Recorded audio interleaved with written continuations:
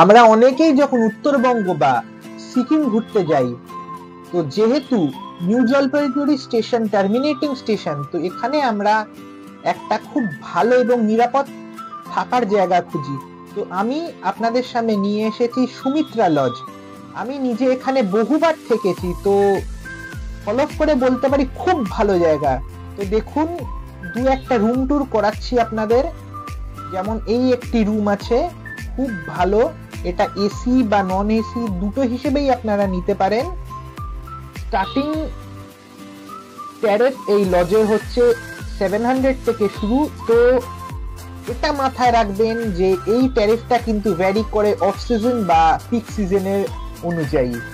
তো ডেফিনেটলি আপনারা এখানে কথা বলে নেবেন, কারণ সিজন অফ সিজনের ট্যারিফটা ওনাদের আলাদা হবে। তো ওনারা আপনাদের খুব ভালোভাবে বুঝিয়ে দেবে কত ট্যারিফ বা সব ডিটেলসে আপনাদের বলে দেবে।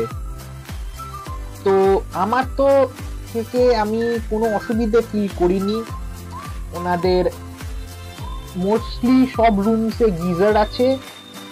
দু একটা রুমে যেখানে গিজার নেই, ওনারা একদম আপনাদের কমপ্লিমেন্টারি গরম জল বা হট ওয়াটার সাপ্লাই করে দেবে।